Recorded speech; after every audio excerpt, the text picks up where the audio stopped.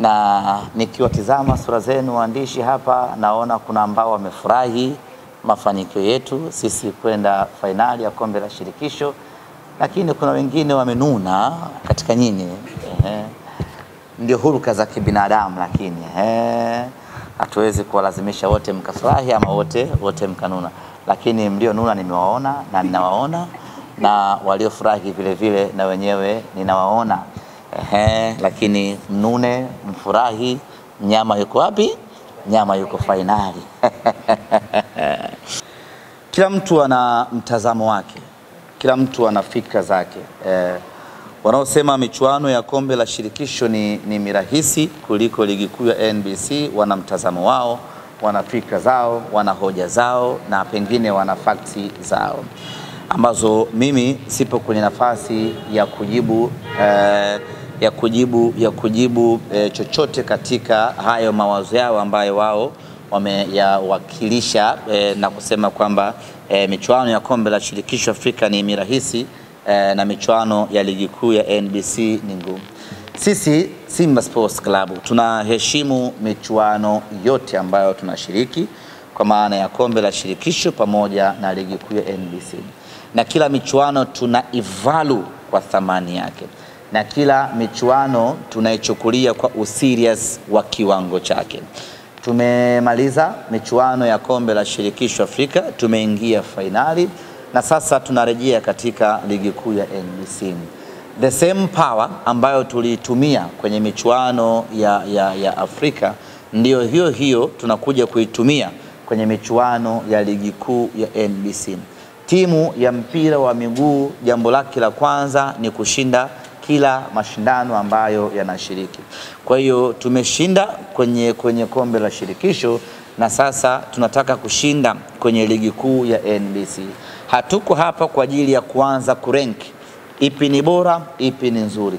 As long as ni michuano rasmi inayosimamiwa na mamlaka rasmi, sisi tunashiriki yote kwa kiwango kile cha kufanana. Wanao rank michuano A ni bora kuliko michuano B, tunawachia hiyo nafasi. Sisi kazi yetu ni kushiriki na kushinda kila ambacho tunashiriki. Muhimu tu nyinyi sasa mkatofautisha kwamba kuna watu wanazungumza kwa wivu na kuna watu wanazungumza kwa chuki.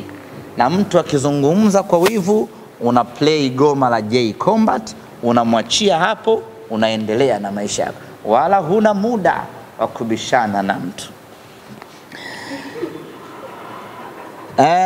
Anazungumzia special treatment. Ili kwa nini special treatment hii?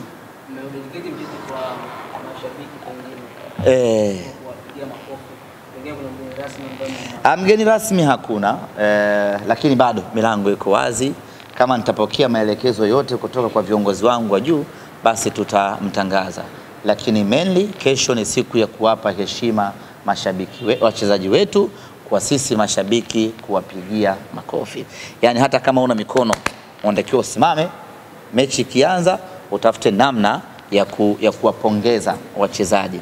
Na mara baada ya salamu, mara baada ya ile ya kupiga picha ile. Inaitwaje ya kupiga picha? Kupiga picha ile za kumbukumbu.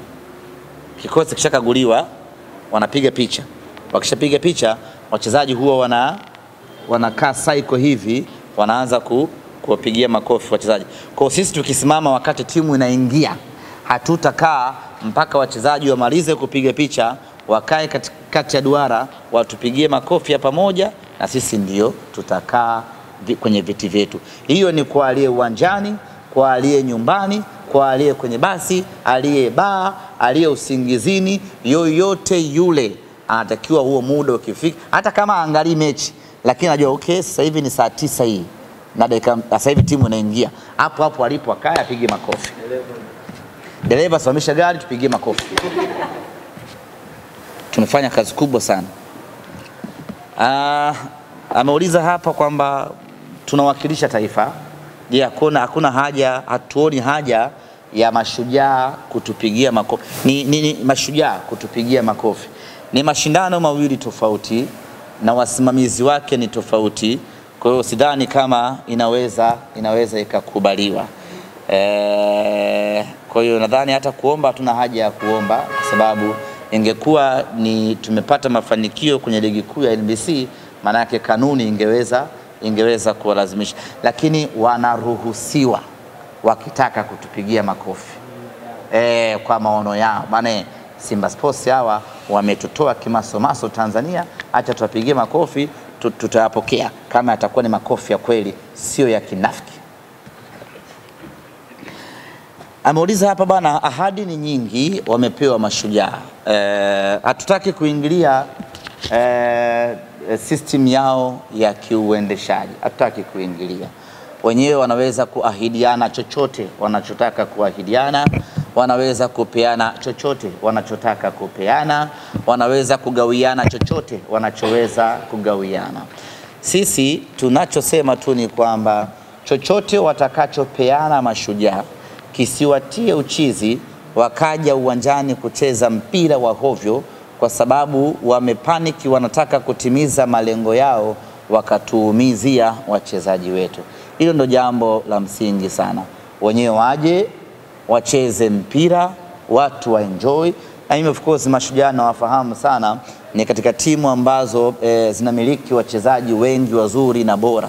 Kama wataamua kucheza mpira, watu wataenjoy sana, hasa eneo la katikati lile la kina Yusuf Dunia, watu watafurahia pakubwa mno, mpira mkubwa sana. Kwa hiyo wakija tukacheza mpira itakuwa ni vizuri, na timu bora iliyojiandaa vizuri itapata matokeo, na wao kama wameandikiwa kushinda watashinda, na zawadi waliowekewa watakwenda kuchukua. Lakini wasijilazimishe sasa wakaamua kucheza kwa fujo, wakaamua kucheza kwa vurugu, wakaamua kuparamia tu ili mradi watimize malengo ya kupewa bonus walioahidiwa. Kusema kweli tunawaomba sana tukacheze kistaarabu, na niwakumbushe wachezaji, mlinzi wa kwanza wa mchezaji ni mchezaji mwenzie. Ukimchezea mchezaji mwenzio vibaya kwa lengo la kumuumiza, unakuwa unaharibu kazi yake na unaharibu maisha yake. Na ujifikirie, ukiumizwa wewe kwa kiwango hicho, ukakaa nyumbani kwa tena bora Simba unaweza ukamuumiza mchezaji wetu, tukaendelea kumlipa mpaka mkataba wake ukimalizika. Kwa wewe Mashujaa ambayo hali zenu tunazijua, tia maji pangu pakavu, ukiumizwa ukakaa nje miezi 2 mitatu, sidhani kama klabu yako inaweza ikakulea kipindi chote hicho. Kwa hiyo wachezaji wenyewe wapendane, wachezaji wenyewe walindane, wacheze mpira kulingana na ubora wao, na mimi naamini katika ubora wao. Twende tukashindane, timu bora itapata matokeo.